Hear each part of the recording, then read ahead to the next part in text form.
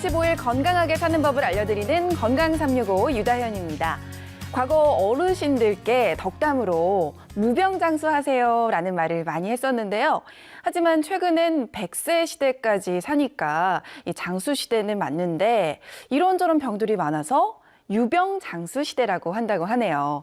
정보를 접하기 쉬워진 현대인들 덕분에 우리 몸에 좋은 다양한 정보들도 챙겨보고 또 실천도 해보지만 정작 우리 몸이 어떻게 생겼고 또 어떤 기능을 가졌는지에 대해서는 많이들 모르십니다. 이건 어떻게 생각하면 덧셈 뺄셈도 잘 모르면서 아주 어려운 수학 문제를 풀겠다는 것과 비슷하지 않나 하는 생각이 드는데요. 그래서 오장과 육부에 대해서 알아보는 시간을 마련해봤습니다. 오늘은 먼저 우리 몸의 오장의 기능과 역할 그리고 어떤 특징을 가졌는지 쉽고 재미있게 설명해 주시는 정은영 한의사께 배워보도록 할게요. 선생님 안녕하세요. 안녕하세요. 정은영입니다.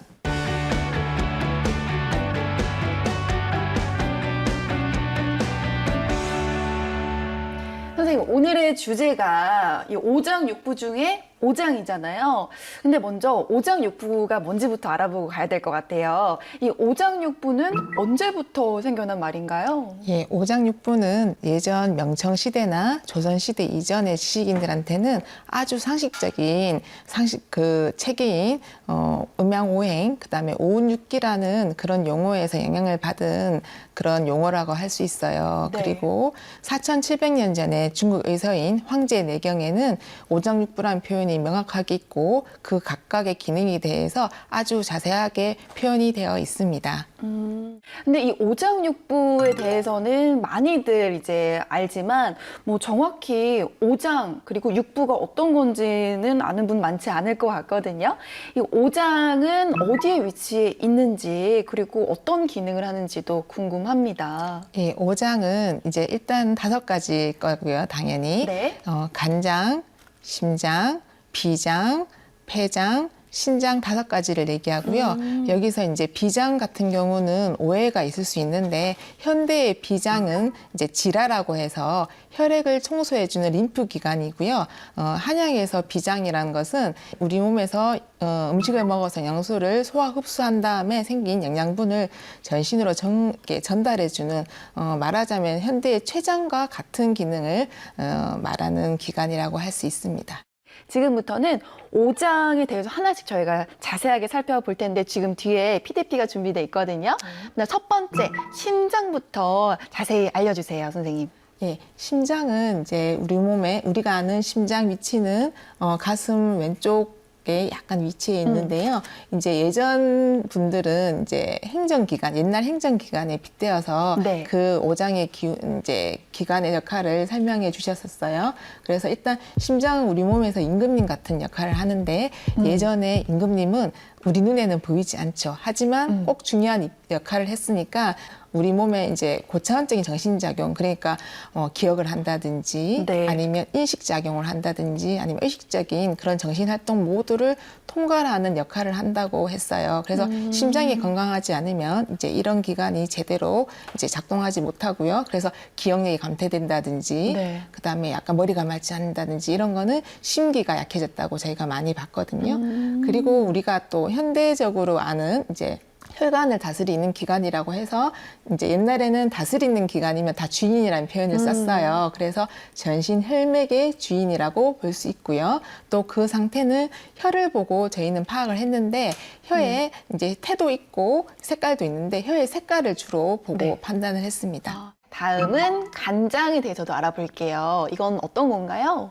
네, 간장은 이제 옛날로 얘기하면 장군의 역할을 하는데 장군은 이제 나라가 다스려질 때 수도에 있는 분이 아니고 외곽에 나가서 싸우는 분이시잖아요. 맞아요. 그래서 굉장히 종횡무진하고 여기저기 나타나면서 속전속결로 문제를 해결하는 그런 역할을 했는 게 장군이기 때문에 간장의 역할도 제대로 일어나면 우리 몸에 사이가 떨어져 있는 기관끼리 이어주고 소통시켜주고 기운이 뻗어나가는 게 건강한 간장의 기운이거든요.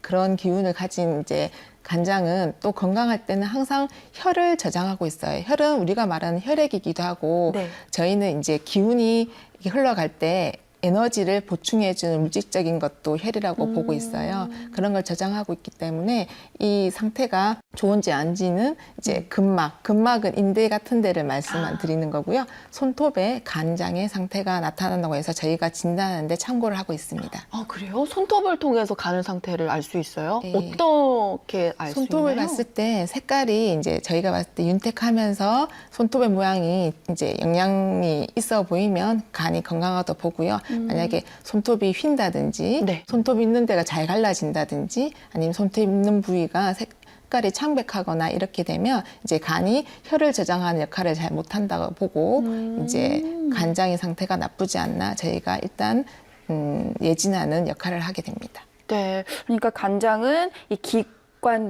기관들을 소통시켜주고 이어주는 이 장군의 역할을 한다 이렇게 보시면 될 것 같습니다. 다음은요, 비장입니다. 비장은 저는 이 단어를 사실 오늘 좀 처음 알게 됐거든요. 이게 어떤 건지 궁금합니다. 예, 비장은 저희가 음식을 먹고 나서 소화시키고 흡수시키면 영양분이 나오잖아요. 그걸 전신에 전달해주는 역할을 하는 게 비장의 역할이고요. 실제로 그렇기 때문에 영양가를 이제 전달해주는 기관이니까 혈관 안에 혈이 제자리를 잘 차지하게끔 제어해주는 역할도 비장이 하는 역할이고요. 네. 그렇기 때문에 비장의 상태가 좋을 때는 이제 팔다리로 영양가가 잘 골고루 힘이 잘 날 거잖아요. 팔다리의 상태랑 그다음에 입맛이 있는지 없는지를 보고 비장의 상태를 파악하는 근거로 삼았습니다. 네, 다음입니다. 폐장에 대해서도 알려주세요. 예, 폐장은 재상의 역할을 한다고 했는데 재상은 요즘에는 없는 역할이죠. 국무총리랑 비슷한 역할이라고 할 수 있는데 예전에는 실제 정치는 이제 임금님은 눈에 보이지 않고 재상이 거의 모든 일을 다 통과를 했었어요. 그래서 사실 폐장은 오장의 덮개라고 해서 오장을 커버해주고 보호해주는 역할을 해요. 지금 생각해도 감기가 걸리거나 바깥에서 이제 병사가 들어올 때 막아주는 처음 역할을 하는 게 폐장이라고 아, 보고요. 그래요? 예. 그리고 평소에 이제 병이 없을 때도 우리 몸의 모든 기운을 네. 이제 관장하는 그 기관이 폐장이고, 요거는 우리가 폐로 호흡을 하니까 쉽게 알 수 있는 부분이라고 생각됩니다. 그러니까 이 국무총리의 역할, 그러니까 모든 걸 좀 덮어주고 막아주는 역할을 하는 게 폐장이고요. 자, 마지막으로 신장의 기능에 대해서도 알려주세요. 네, 신장의 기능은 일단 수액대사의 주인이라고 해서 우리 몸의 진액들 이걸 분포시키는 역할, 그리고 현대의학에서 말하는 소변을 만들어서 배설시키는 역할, 그리고 또 중요한 것은 스태미나라고 하잖아요. 네. 우리 몸에 스태미나가 되는 기운을 모은 걸 정이라고 하는데 그래서 정기라고 해서 이 정기를 저장하고 있다가 필요할 때 나눠 쓰는 역할을 신장이 해주고 있어요. 그래서 이제 이 신장의 상태는 뼈와 골수 상태에 나타나고 그다음에 우리 몸에서 귀에도 나타나는 겁니다. 그리고 신장이요, 체내에 있는 뭐 소금기도 조절을 한다고 하는데 이건 어떤 얘기예요?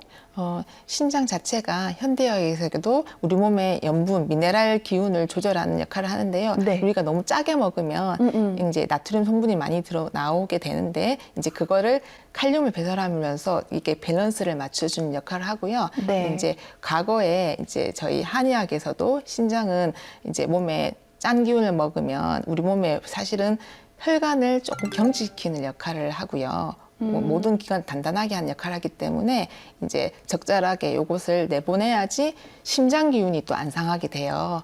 심장 기운이 컨트롤을 못하면 이제 현대의학에서 똑같이 이제 심장 기운이 상하기 때문에 혈압이 높아지거나 이런 거를 이제 신장에서 컨트롤해 주는 역할을 하죠. 아, 그럼 좀 짜게 드시는 분들은 신장이 좀 약하시겠네요? 신장이 무리를 하고요. 만약 신장에서 계속 무리가 되면 혈압을 바로 이렇게 높이는 역할을 하기 때문에 심장에도 굉장히 부담을 주게 됩니다. 그러니까 신장이 안 좋아지면 심장까지 안 좋아지는군요. 그래서 혈관에 문제가 생기는 분들이 되게 많아지는 거죠. 네.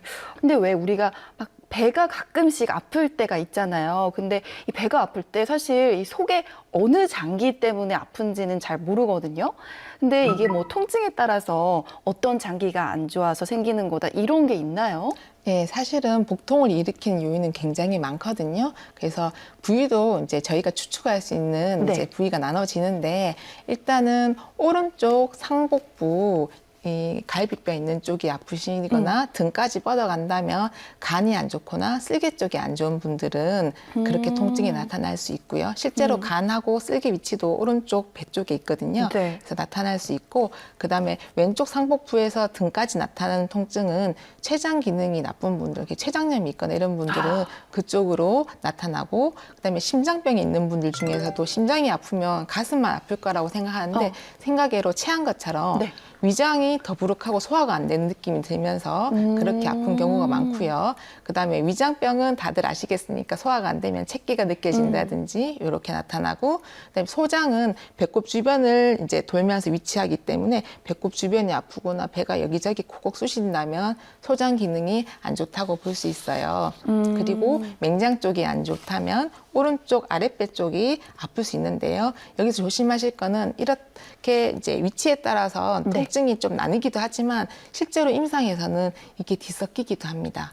그래서 함부로 판단하면 안 되고요. 실제로 복통을 일으키는 거는 그 장기뿐만 아니라 원인이 뭐 독소일 수도 있고 세균일 수도 있고 기생충일 수도 있고 여러 원인이 있기 때문에 함부로 이렇게 자가 진단하는 건 조금 문제가 될 수 있습니다. 그러니까 지금 원장님이 말씀해 주신 거는 참고만 해야 되지 절대 혼자서 판단을 해서는 안 되겠네요. 네, 그렇죠. 알겠습니다. 아, 근데 원장님, 또 보면 이런 우리 오장의 기능들, 오장들이 우리 엄마 뱃속에 있을 때부터 생기잖아요.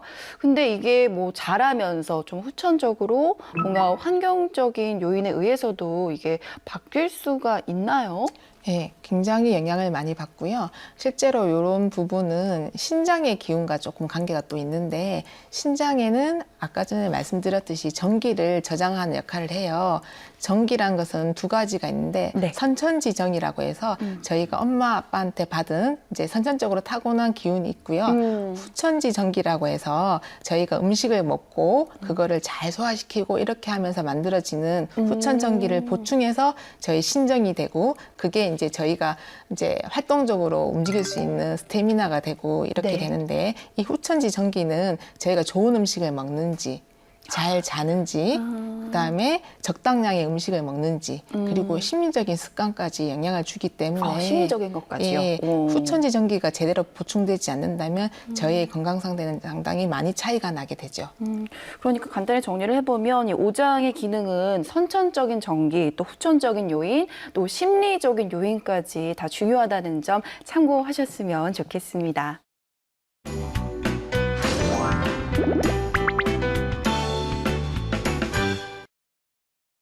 이번엔 이것이 궁금하다 시간입니다. 오장에 대해서 조금 더 자세하게 알아볼 텐데요. 원장님, 먼저 첫 번째 질문부터 함께 볼까요? 자, 한의학에서 오장육부는 뱃속, 몸속, 마음속을 가리키는 뜻이다. 장기가 마음속까지 가리키나요? 정답은요? 네, O입니다. 왜죠? 예, 현대의학에서는 이제 장부, 오장육부 그냥 얘기한다면 뱃속에 있는 장기만 역할을 말하게 되는데, 네. 이제 한의학에서는 저희가 치료할 때 오장육부 각각의 감정 상태라든지, 그다음에 혼신의백지라고 해서 고차원적인 정신작용까지 다 배속시켜 놓고 그 환자분이 나타내는 심리 상태도 저희가 진단하는 한 기준으로 삼고 있습니다. 그러니까 뭐 오장뿐만이 아니라 이제 심리 상태까지도 알아볼 수 있기 때문에 이제 오장육부는 마음속까지 가리킨다라는 거였고요. 두 번째입니다. 오장 상태는 자가 진단이 가능하다. 뭐 이건 저희가 앞서 얘기를 했지만 자가 진단은 금물이라는 점. 그래서 답은 왠지 X죠? 네, X 맞고요. 네. 예, 왜냐하면 오장 상태는 아까 전에 말씀드렸듯이 이제 자기의 감정 상태라든지 그다음에 고차원적인 정신작용까지 나타나기 때문에 자기의 마음속과 몸속을 헤아릴 수 있는 객관적인 그런 마음가짐을 가진 사람은 참 드물 거예요. 네. 그래서 실제로 자기 스스로 자가 진단하는 거는 굉장히 쉽지 않고요. 이제 증상 자체도 굉장히 전문적인 진료가 필요한 부분이라고 할 수 있습니다. 네. 근데 선생님, 보통 우리가 그 뭐 귀라든지 손 또 발 같은 경우에 오장육부가 다 연결이 돼 있다라고 하잖아요. 그래서 뭐 손가락에 어디를 이제 누르면 좀 뭐 어디랑 연결이 돼 있어서 통증이 완화가 된다 이러는데 실제로도 그런가요? 예, 실제로도 그렇고요. 한의학에서도 침법이 특히 많이 연구되어 있는데 손 안에도 저희 전신 몸 상태가 다 들어가 있고 발에도 전신 몸 상태가 다 들어가 있으며 그다음에 귀에도 저희 전신 상태가 나타나는 혈자리들이 굉장히 많이 연구되어 있습니다. 네, 선생님 그러면요. 이 손바닥에 어느 장기에 혈자리가 위치해 있는지 저희가 한번 알아보도록 하겠습니다. 좀 지금 판넬이 준비가 되어 있는데요. 설명해 주시죠. 예, 실제로 손바닥 안에 혈자리는 굉장히 종류가 많아요. 근데 오늘의 주제가 오장육부이니까 오장육부에 맞춰서 설명을 해드릴 건데 네. 일단 쉽게 요 손 모양을 보시면 요 가운데 손가락이 머리라고 생각하세요. 그 다음에 이 두 번째, 네 번째 손가락이 팔이라고 생각하시고, 팔. 예, 그 다음에 엄지 손가락과 새끼 손가락은 다리라고 생각하시면 되고요. 그럼 이 부분이 자연적으로 몸통이 되겠죠. 네. 이렇게 생각하고 이제 응용하시면 굉장히 도움이 되세요. 그래서 이제 표현을 해보면 아까 전에 여기가 머리라고 그랬잖아요. 네. 그러면 머리가 아프거나 머리가 굉장히 이렇게 뭐 너무 신경을 많이 써서 머리가 아플 때는 이 가운데 손가락을 비벼주시거나 돌려주시면 굉장히 혈자리 자극이 되면서 머리가 맑아져요. 그 다음에 여기가 목 부분이 되고요. 목. 예. 오. 그 다음에 여기가 가슴이에요. 써드리는 게 낫겠죠? 아. 이렇게. 그다음에 머리. 이렇게 있다고 생각하시면 이제 편하시고 아까 팔, 다리라고 말씀드렸잖아요. 여기가 몸통인데 여기가 이제 처음 찍을 때 여기가 생식기 부분이고 네. 여기가 우리가 생각하는 명치라고 생각하시면 돼요. 명치. 예, 그럼 생식기와 명치의 제일 가운데는 배꼽이라고 볼 수 있거든요. 이렇게 위치를 한번 생각해보고 네. 이제 점을 좀 찍어볼 수 있는데요. 일단은 요 배꼽 있는 이게 배꼽 부분이라고 생각하시고 여기서 바로 옆에 자리들은 이 두 군데가 다 신장에 대한 자리예요. 이렇게 신장에 대한 자리라고 볼 수 있고요. 그 다음에 여기서 요 네 번째 손가락 그래서 쭉 내려오면 쭉 내려오고 여기 배꼽 자리에서 이렇게 이어지는 부분이 있어요. 이 부분은 비장입니다. 비장. 아까 말했던 저희 한의학에는 췌장을 비장이라고 네. 말씀드렸잖아요. 여기 비장 자리니까 우리가 소화가 좀 안 된다든지 속이 더부룩하면 이 자리를 누르면 굉장히 아파요, 사실은. 여기를 이렇게 문질러주거나 풀어주면 굉장히 도움이 되세요. 그리고 요 손가락 신장과 이제 신장 자리하고 비장 자리 이 가운데 정도에 네. 있는 혈자리가 있는데 여기는 대장에 대한 자리예요. 다 가까이 있죠. 소화에 네. 소화에 가는 자리들이. 그래서 비장과 대장 혈자리를 문지름해 주면 도움이 되고요. 그다음에 이제 비장이 있으면 비위라고 해서 비장의 짝이 되는 위장 자리가 있는데 위장 자리는 이 배꼽 자리와 이 아까 전에 말씀드렸던 명치 가운데 부분에 있어요. 정 가운데가 위가 됩니다. 이게 그러니까 가운데 손에서 명치에서 좀 내려온 부분이 위라고 예. 하시는 거죠? 예. 그래서 우리 몸을 생각하면서 혈자리들을 생각해 보면 떠올리기가 조금 더 쉽다고 보실 수 있어요. 그러니까 이게 오른손으로 해야 되는 거죠? 양쪽 다 혈자리가 있어서 양쪽 예, 다 어느 손을 상관없는. 하셔도 상관없습니다. 네. 혈자리가 제가 일단 가운데 손가락에 있는 오장육부만 설명드렸기 때문에 왼쪽 오른쪽 상관없이 혈자리가 있으니까 같이 자극해 보셔도 됩니다. 네, 알겠습니다. 유익한 정보 감사합니다. 자, 저희 마지막 질문 볼게요.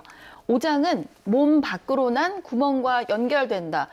몸 밖으로 난 구멍이라면 뭐 코나 뭐 이런 걸 얘기하는 건가요? 네, 맞아요. 정답은 뭔가요, 원장님? 네, O입니다. 설명해 주시죠. 예, 한방에서는 간신, 비폐신, 오장이 각각 연결되어 있는 감각기관이 다 따로 있거든요. 네, 그 판넬 한번 볼까요? 예, 여기 얼굴 사진이 나와 있네요. 이제 건강 상태가 이제 눈, 코, 입, 귀에 다 나타나게 되는데 일단 오장 각각에 맞춰서 한번 찾아보기로 할게요. 네. 일단 간장하고 관계된 혈자리는 여기 눈에 눈 나타나거든요. 예, 그래서 사실 간 기능이 나빠지면 굉장히 몸이 피곤해지면 제일 먼저 나타나는 증상이 눈이 피로해요. 건조해지고. 보통 우리가 피로를 감당하는 장기가 간이잖아요. 그래서 간에서 피로가 많이 나타나고 이런 걸 파악할 수 있고요. 다크서클도 간이랑 연결돼 있는. 네, 관계 그죠? 있고 간하고 그다음에 쓸개 기능도 관계됐어요. 쓸개도. 쓸개 기능이 이제 지방을 소화하기도 하지만 우리 몸에 이제 나쁜 물질이 안 쌓이게 깨끗하게 해주는 역할도 하거든요. 그래서 그게 안 되면 다크서클이 많이 생기거든요. 그래서 여기는 간하고 조금 연관이 있는 단 부위도 알 수 있고요. 그다음에 심장에 대한 이제 구멍은 이제 혀.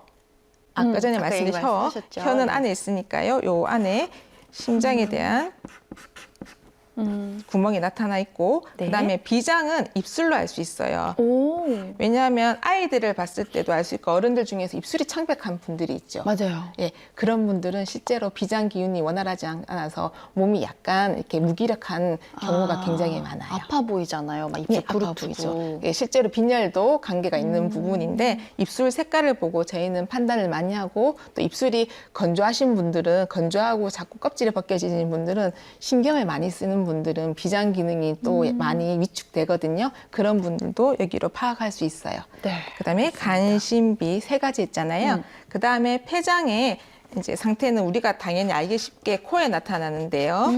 코는 호흡과도 관계 있고 폐 기능이 안 좋아지면 바로 코 안 점막이 붓는다든지 해서 코가 막히고 콧물이 생기잖아요. 네. 그래서 코를 보고 폐의 상태를 알 수 있습니다. 그다음에 마지막으로 간심, 비폐, 마지막이 신장인데요. 신장은 여기 귀에 상태가 나타나는데 신장은 전기를 저장하고 있는 기관이기 때문에 우리 몸이 노화하거나 전기가 많이 뺏기게 되면 이명이 생긴다든지 예, 맞아요, 이명. 예, 청력이 약간 떨어진다든지 아니면 어지럼증이 생긴다든지 이렇게 해서 신장의 기운이 귀에 많이 나타나게 됩니다. 아, 그렇군요. 이렇게 또 얼굴에서도 오장이 어떻게 해서 또 역할을 하고 연결이 돼 있는지 잘 알 수가 있었는데요. 오늘은 이제 우리가 오장, 그러니까 장기가 어떤 역할을 하는지 배우고 또 어떤 특징들을 가졌는지에 대해서 알아봤는데 다음 시간에는 또 오장 육부 중에서 육부잖아요. 이 육부에 대해서도 쉽고 재미있는 얘기 많이 해주시길 바랍니다. 오늘 말씀 고맙습니다. 네, 감사합니다. 건강을 위해 몸에 좋다는 것을 찾아 먹고 좋다 하는 운동을 부지런히 챙겨 하는 것도 좋지만 무엇보다 좋은 방법은 내 몸에 관심을 갖고 사랑하는 것이 아닌가 하는 생각이 듭니다.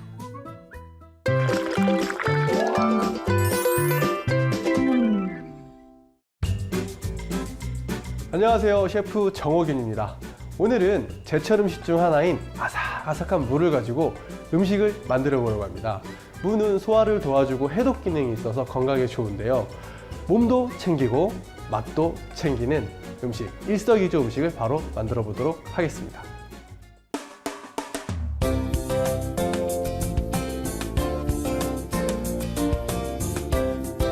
자, 저는 시간 관계상 이렇게 무를 미리 썰어놨어요. 그리고 소금에 절여놨는데 대부분 이렇게 해가지고 버리잖아요, 무를. 근데 이거는 무전, 무 맛을 중시하는 거기 때문에 자, 보시는 것처럼 무즙이 나왔죠? 왜냐면 소금에 절였으니까요. 근데 이걸 버리지 않고 이 즙을 그대로 사용을 해볼게요. 자, 요거를 그대로 다 넣고요. 자, 쪽파와 청양고추를 넣어줍니다. 밀가루를 넣어 잘 섞어주세요. 너무 되지도 않고 묵지도 않게, 근데 된 거보다는 살짝 묽은 게 나아요. 되면은 반죽이 속에서 뭐랄까 바삭한 맛이 안 나고 그냥 떡이 돼버려요. 팬에 올리브유를 두르고 전을 익혀줍니다.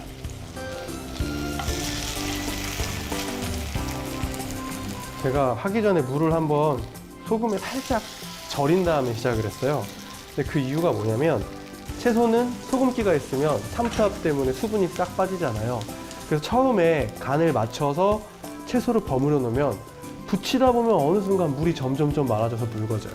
그래서 하나의 팁을 드리면 무치기 전에 소금 간을 해서 채소의 수분을 빼주는 거예요. 그 다음에 반죽을 하면 시작부터 끝까지 거의 반죽의 그 물량이 비슷해요. 그래서 저도 오늘 그런 식으로 한번 해봤습니다. 잘 익은 무전은 그릇에 담아주세요. 자, 이렇게 해서 간단하지만 맛깔스러운 무전이 완성되었습니다.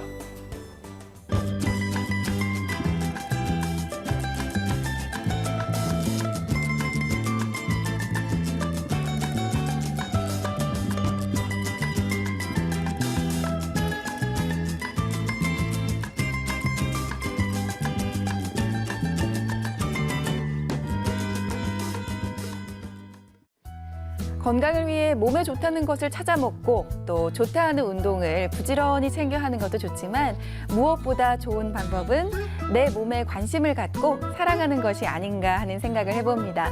저는 다음 시간에 다시 찾아뵙겠습니다. 고맙습니다.